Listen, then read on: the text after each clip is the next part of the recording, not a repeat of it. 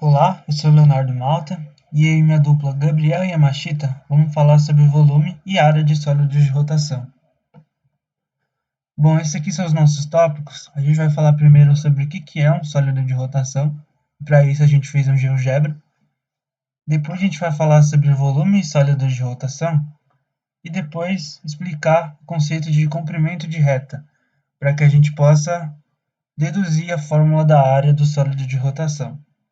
Depois a gente vai falar sobre umas aplicações para isso e, por fim, as nossas referências. Então, vamos para o GeoGebra para mostrar o que é um sólido de rotação. Já estou aqui no GeoGebra e representei essa função f de x igual a seno de x mais 2, que está representada aqui no plano cartesiano por essa função f. Eu vou definir o ponto A e o ponto B também, os dois estão no eixo x, para que eu consiga definir a função g de x, que é a função g de x, porém no intervalo AB. Eu vou apagar aqui e minimizar a função f de x. E eu vou espelhar essa função g de x em relação ao eixo x, que eu vou obter essa função pontilhada aqui, p. Note que já é possível ver o formato de uma forma parecida com o sólido de revolução. Eu vou definir aqui a área B como a integral definida da função g de x no intervalo AB. E se eu rotacionar essa área aqui em relação ao eixo x, eu vou obter esse sólido de revolução aqui. Note que isso pode ser feito com diversas outras funções, tá? Vou definir aqui cosseno de x mais 2, por exemplo.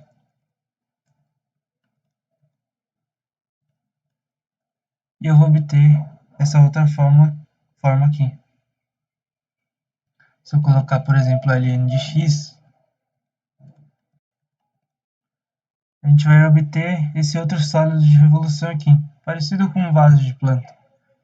Em um dos nossos exemplos posteriores, será a função 3, que vai ser literalmente uma reta e vai parecer com uma lata de tinta aqui. Note que é possível obter o volume e a área desse sólido de revolução, e a gente vai deduzir essas fórmulas agora com vocês. Bom, agora que você já sabe o que é um sólido de rotação, a gente vai entrar no mérito de como calcular o volume de um sólido de rotação. E para isso a gente vai usar um conceito bem antigo nosso, lá do ensino médio, que é basicamente o volume de um cilindro, que é feita pela fórmula de πr² vezes h, sendo h a altura e o r o raio do círculo dentro do cilindro.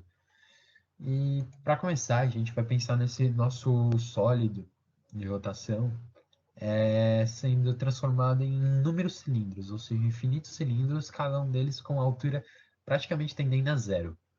E se a gente for achar as relações a partir disso, a gente vai achar que o nosso raio vai equivaler ao nosso g de x e o h vai equivaler a dx. Logo, logo vocês vão entender melhor isso.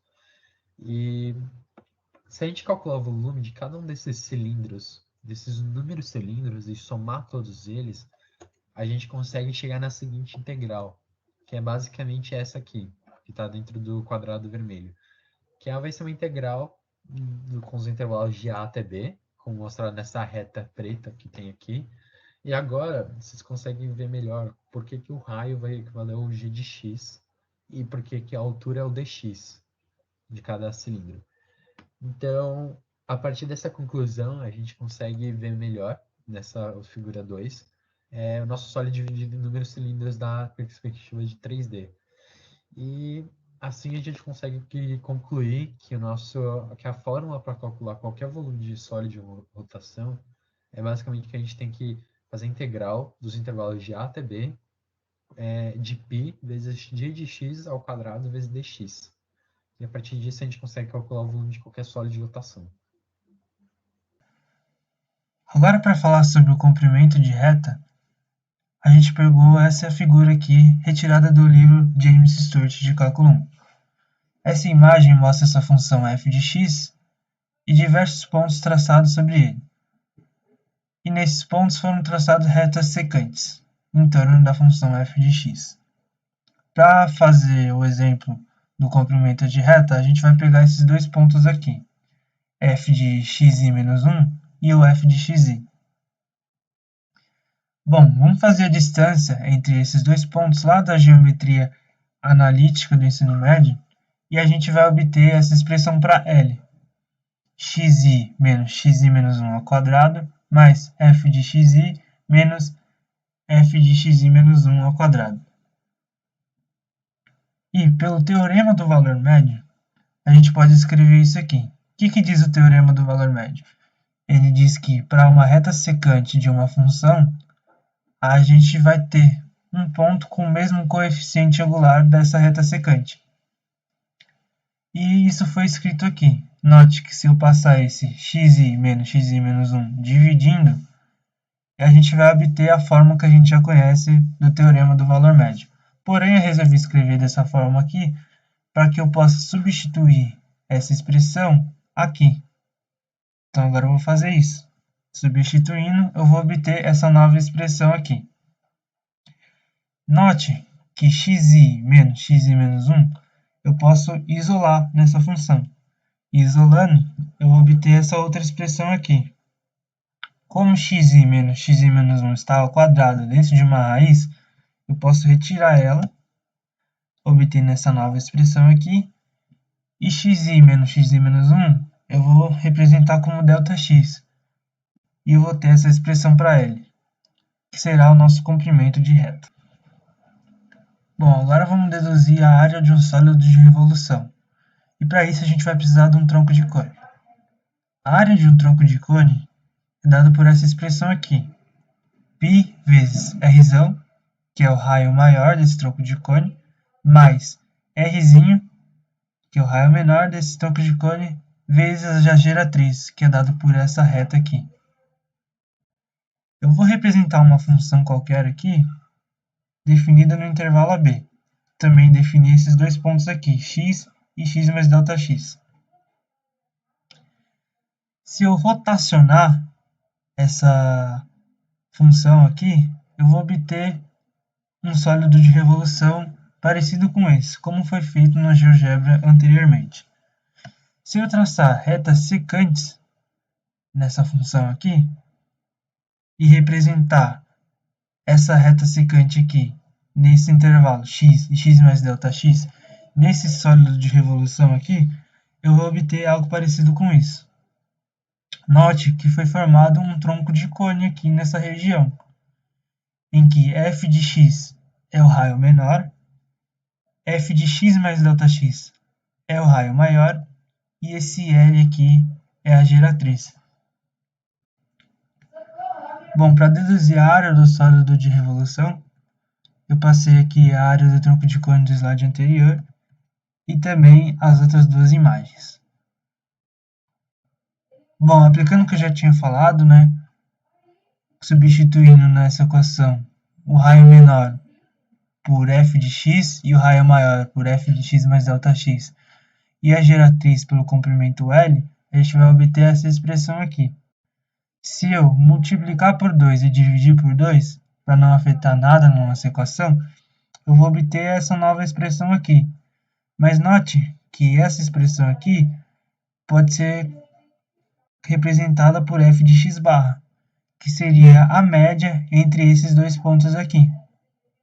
Se eu substituir esse L pela expressão do comprimento de reta que a gente já tinha deduzido anteriormente, a gente obtém essa expressão para a área do tronco de cone. Para obter a área do sólido de revolução, eu vou fazer diversas áreas, tendendo a infinito.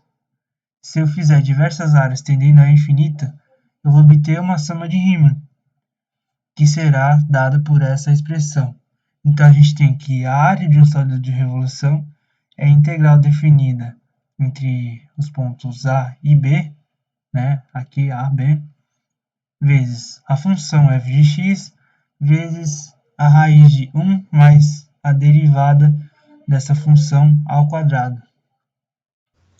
Bom, como agora vocês já aprenderam o que é um sólido de revolução, como calcular o volume, como calcular a área de superfície deles, a gente separou algumas aplicações gerais assim que a gente poderia usar. E a primeira delas é uma bem simples, que é basicamente uma lata de tinta, que simplificando bastante é um cilindro basicamente, né? Então se a gente considerar nosso g de x como 3 entre os intervalos de 2 a 6, como mostrar na figura 5, a gente fizer a rotação disso, ela vai dar a figura 6, que é basicamente uma figura que nem a figura 4, né? A nossa lata de tinta. E a gente separou esse exemplo bem fácil, basicamente para demonstrar a nossa fórmula, como ela é bem precisa e como ela é verídica, né? E, então, se a gente usar o nosso integral, que a gente achou e fizemos todos os cálculos para achar ela, aí substituir o nosso g de x valendo 3 nela, e resolvendo essa integral, tirando o π para fora, o 3 elevando 3 ao quadrado, achando a integral de 9, que é 9x, entre os intervalos de 2 a 6, e resolvendo a partir desses intervalos, a gente acaba achando que o nosso volume vale 36π, ou seja, 63,1 unidades de medida. E se a gente basicamente usar a fórmula de um volume de um cilindro, sendo πr ao quadrado vezes h, e considerando o raio como nosso g de x que é igual a 3, e nosso altura como b menos a, que é igual a 4, então a gente consegue ir resolvendo nessa fórmula, a gente acha que basicamente é 36π, que é exatamente o nosso 113,1 unidade de medida, mostrando que ambos os valores batem, né? E agora, se a gente utilizar a nossa fórmula da área de superfície do sólido, que o Léo demonstrou para a gente, substituindo o f de x como igual a 3 e o f' de x valendo zero, que é o derivado de f de x, e agora substituindo, né, na própria equação, resolvendo ela, tirando 2π para fora, resolvendo o 3 vezes a raiz toda que tem aí, e resolvendo a integral de 3, que é 3x entre os intervalos de 2 a 6, e resolvendo nesses intervalos, a gente consegue achar que basicamente a nossa área de superfície vai valer 24π, que é basicamente 75,4 unidades de medida aproximadamente, né? E agora, se a gente utilizar a nossa fórmula, que a gente aprende no ensino médio também, de 2πr vezes h, lembrando que a gente não está considerando os círculos, porque como é um sólido de rotação, ele também não vai considerar a parte interna dentro dele, né? Só vai considerar a externa. Então a gente não vai considerar os dois círculos a mais, que seria levado em consideração na nossa área de superfície, no que a gente aprendia no ensino médio. E se a gente usar os mesmos R e o H, que foram mostrados antes, resolvendo essa equação, a gente acha que o nosso área de superfície vale 24π, que é basicamente 75,4 unidade de medida, que e é igual, que deu o mesmo resultado que a gente tinha na outra. Então isso serve para meio que mostrar que as fórmulas batem e que elas são válidas mesmo. E como a gente resolveu também aqui no nosso GeoGebra, para mostrar, aqui, bem aqui nesse volume e na área, que dá para ver aqui marcado, aqui é 113,1 e aqui é 75,4. Então, dá a mesma coisa mesmo pelo GeoGebra, né? Então, seguindo para o nosso próximo exemplo, focando mais na parte da área de superfície agora, se a gente tiver nosso g de x valendo como cosseno de x mais 2 entre os intervalos de a até b, e rotacionar essa função em torno do eixo x, a gente acaba achando esse sólido que está mostrando na figura 9.